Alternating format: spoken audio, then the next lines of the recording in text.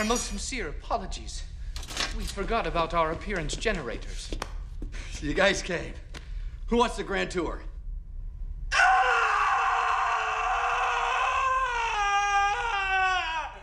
Galaxy Quest, 1999. 25 out of this world facts you didn't know. We totally made some of them up, because why the hell not? Let's get straight into it.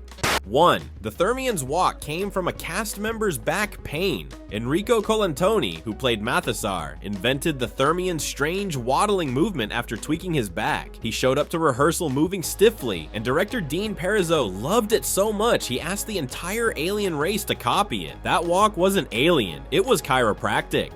2. Tim Allen cried when he saw the fake show footage. During filming, Allen got emotional watching the mock-up footage of the fake Galaxy Quest TV series. He reportedly turned to a crew member and said, "I finally know how Shatner feels." The line was partly a joke, partly a crisis. 3. Sigourney Weaver fought to wear the blonde wig. Studio execs wanted her to play her usual tough girl short-haired type, but Weaver insisted her character was a bimbo with a brain and demanded the bleached blonde wig. She even modeled it off 1960s sci-fi bombshells. It took 2 hours to apply, and she wore it proudly, even in the bathroom.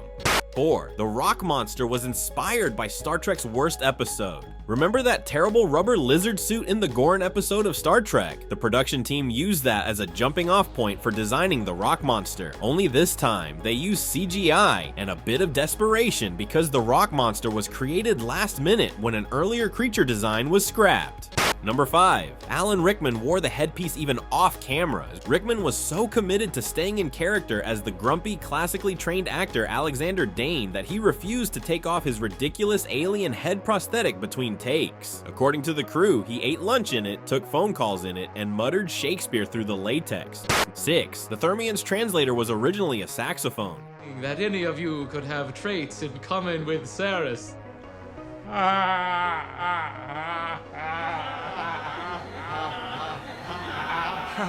Early drafts of the script had the Thermian's universal translator shaped like a giant saxophone. Whenever they talked, the sax would spit out smooth jazz tones. The idea was scrapped after test audiences couldn't stop laughing in the wrong places.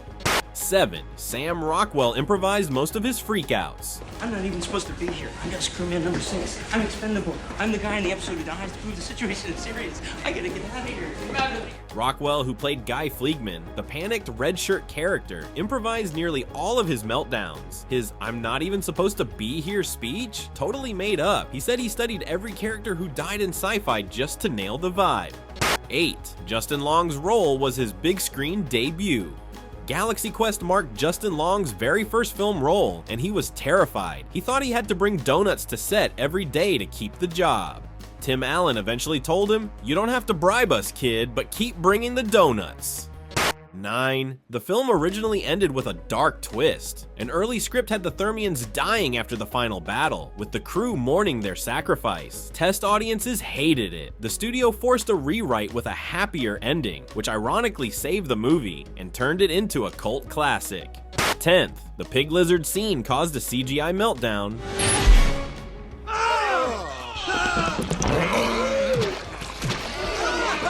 It turned inside out?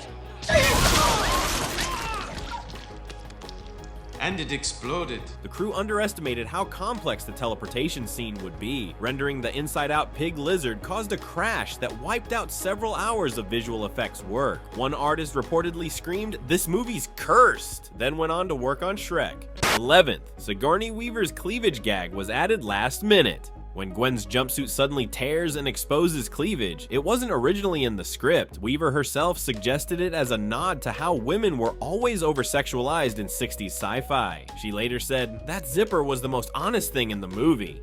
12. A deleted scene showed Mathesar playing hopscotch. In one deleted scene, Mathesar is shown trying to learn Earth games by hopping through a chalk-drawn grid while chanting nonsense. The gag was pulled after test audiences said it made him look like a confused alien child. It lives on in the blooper reel, allegedly.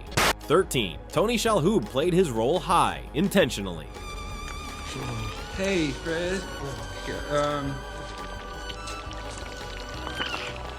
Oh, that's not right. Shalhoub decided his character, Tech Sergeant Chen, should always look like he's stoned or unbothered. He told the director he was channeling stoner zen energy. That's why Chen seems disturbingly calm while the ship is crashing.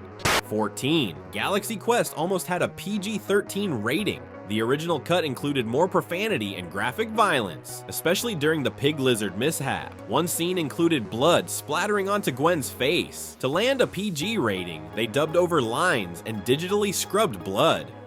Screw that! Was originally something much stronger. 15. The fan convention scenes were filmed at a real one. The convention where the actors meet fans was shot during an actual science fiction expo. Most of the crowd weren't extras, they were real fans. One guy was so convincing they almost hired him for a cameo, until they realized he was just there to meet William Shatner. 16th, Galaxy Quest is required viewing at NASA. True story. The film is shown during NASA training sessions about teamwork and problem solving. Apparently, the scene where the crew uses fan help to navigate the ship is considered a great example of collaboration, despite the exploding mines. 17. Alan Rickman's head prosthetic gave him migraines. Rickman's prosthetic was so tight that it caused headaches during filming. Between takes, he would lie on the floor and whisper, "Never again," while sipping tea. His performance is still flawless, even when he looks like his skull's being crushed. 18. Galaxy Quest had an actual alien consultant. According to an old DVD commentary, the producers hired a paranormal researcher as a joke, but he took the job seriously and suggested alien energy flow techniques to improve authenticity. He was quietly let go after recommending they film in the desert to attract visitors.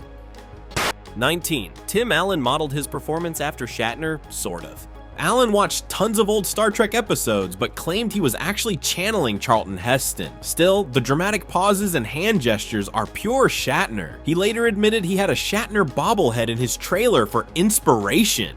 20. The ship's design was inspired by a kitchen appliance. The NSEA Protector was based loosely on a handheld electric mixer. One of the concept artists was making breakfast and said, "This thing already looks like it could fly." The final design still has some of those sleek, curvy lines.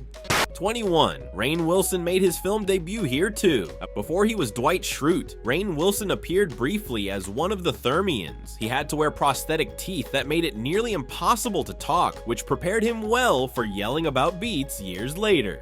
22. The film was nearly a full-blown R-rated satire. The earliest pitch for Galaxy Quest was much darker, more like Starship Troopers meets This Is Spinal Tap. There were script drafts with drugs, gore, and nudity. Thankfully, the studio intervened, and we got Space Camp instead of Space Trauma. 23. The Omega-13 is still unexplained. The Omega-13 is one of the film's biggest mysteries. What does it actually do? The 13-second rewind is only guessed at. According to screenwriter David Howard, even he wasn't 100% sure. "It's sci-fi," he said. "You don't always have to explain your gadgets." 24. A sequel script was lost in a hard drive crash. In 2009, DreamWorks was allegedly developing a sequel when a studio laptop containing the script was stolen. Rumors say it ended up on eBay, mislabeled as Star Trek II: Galaxy Strikes Back. No one has seen it since. 25. The cast still does convention reunions for real fans. The Galaxy Quest cast has reunited multiple times at real sci-fi cons, including Comic-Con panels and special screenings. They sign autographs, take photos, and laugh about how a Star Trek parody accidentally became one of the best sci-fi movies of all time. That's it. 3 of those were total bullshit. Drop your guesses in the comments and subscribe for more weird movie facts you can't trust.